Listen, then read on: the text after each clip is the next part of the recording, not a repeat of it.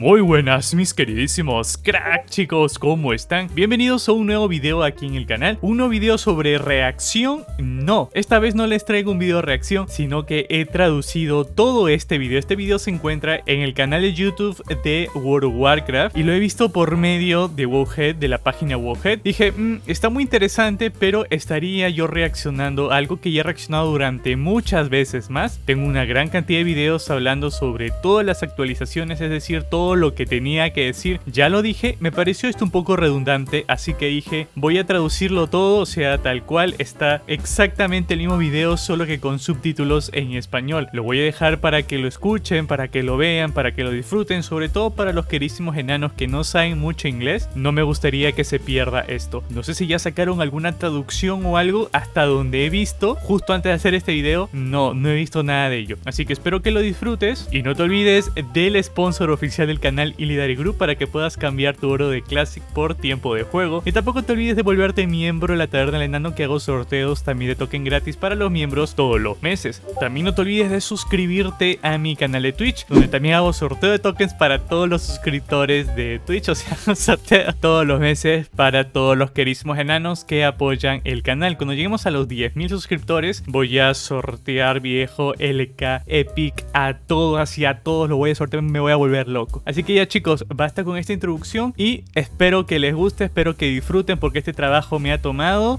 prácticamente como 4 horas hacer todo esto, o sea, me he vuelto loco. Okay, vamos a verlo. Phase 2 of Wrath of the Lich King Classic is about to get underway, seeing us return to patch 3.1 and unearthing the secrets of Ulduar on January 19th. Welcome all, my name is Will Lee. Today I'll be running you through all the big features to expect with this major content patch, including a legendary raid, new mounts and collectibles, and a whole new Titan Rune dungeon mode, but more on that later. I want to start off with the big one, the new raid, Ulduar, an ancient Titan facility high above in the Storm Peaks, a place of mystery and wonder, as well as the prison to a monster. Get ready to put your raiding team's progression pants on, because this raid has a substantial difficulty curve when compared to Naxxramas or any other Wrath content so far for that matter. Or it can do if you want it to. It's up to what you and your team feel like taking on that week. One of the great things about Ulduar to experience will be that it's World of Warcraft's first and only ever raid to feature hard mode as an alternative difficulty. This is different from heroic or mythic in that you have to complete certain actions, usually within an encounter, to activate hard mode, instead of choosing the raid difficulty before you start. On XTD Constructor, for example, you need to nuke down the heart within a 30-second window, causing the boss's health to reset,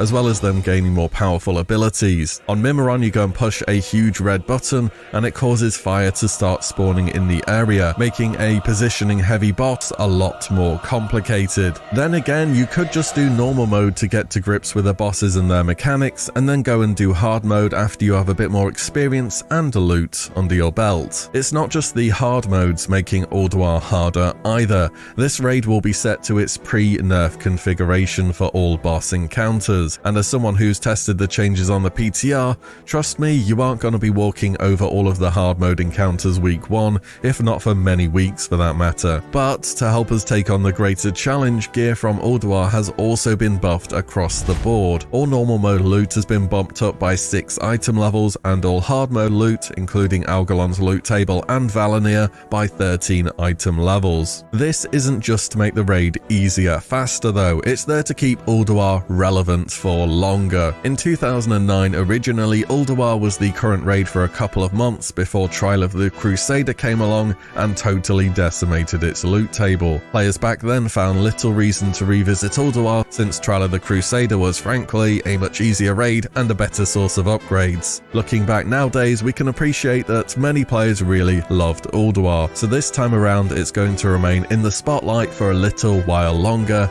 as it deserves.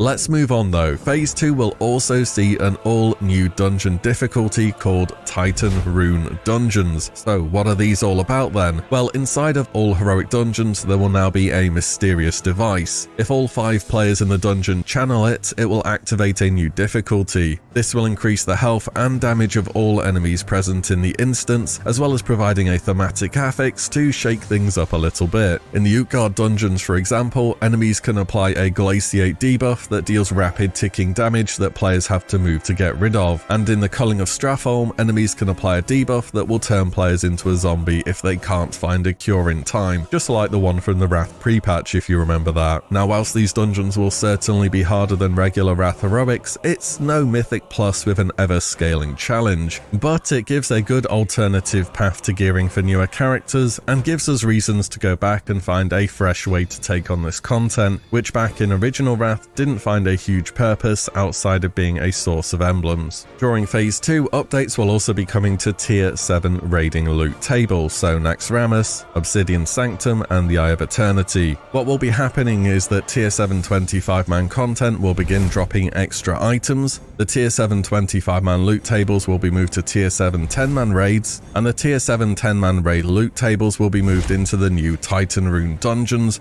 that we just went over. Imagine each tier of loot just moving one step down from where it is at the moment. That's the easy way to think about it. All Titan Rune dungeons will also drop Tier 7 10-man raiding loot, with the final boss also able to drop tier tokens. For main characters, Titan Rune dungeons will be of interest too, as the daily heroic on this difficulty will also drop a bag that contains 3 emblems of conquest, which everyone will want for gear upgrades come Ulduar. So whether it's seeking upgrades on a fresh character or a new challenge on the main, there's plenty of reasons to check out Titan Rune dungeons.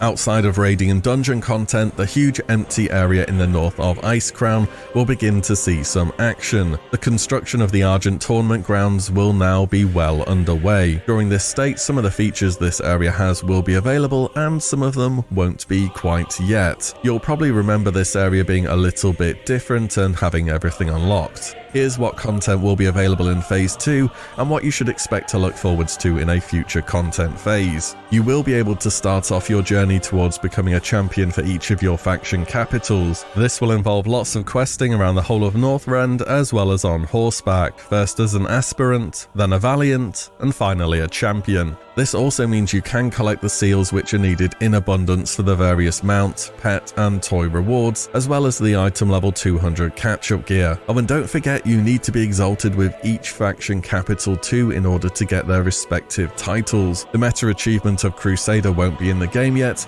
but you can prepare a great deal of the work that goes into that in advance. Also in during Phase 2 will be the Blastbolt Brother dailies to help build the Colosseum. Think of it as doing your part and getting some gold for it at the same time. There isn't a server-wide requirement to do these in order to progress the event, however, like there was during the Isle of Quel'Danas in TBC though. The start of the mysterious Black Knight quest chain will also be in the game too. All of this will be in preparation to set up the tournament grounds for next phase, at which point the Argent dailies and rewards, as well as the Silver Covenant and Sunreaver Sanctum dailies and rewards will become available alongside the new raid and dungeon. So hopefully that clears up what you can expect to be in and what will be coming in a later patch. It's more or less you can start working on tons of the rewards right now, but there'll be more sources of champion seals later to speed things up a bit. Finally, for PvPers, Arena Season 6 and the Furious Gladiators gear sets and weapons will unlock, and the top gladiators will also be able to earn the new Furious Gladiators title and mount. Alongside the changes to gear in Ulduar, all PvP gear across the board will be buffed by 6 to 13 item levels, so the hard-earned gear from PvP remains a great option in that content. And that's what to expect from Phase 2 of Wrath Classic. Whether it's PvE, PvP or collections, there should be something for everybody. I'm personally really looking forward to taking on pre-nerf Ulduar and seeing the raid all the way through myself. We hope you enjoyed the video, thank you so much for watching, and we'll see you in the Secrets of Ulduar very soon.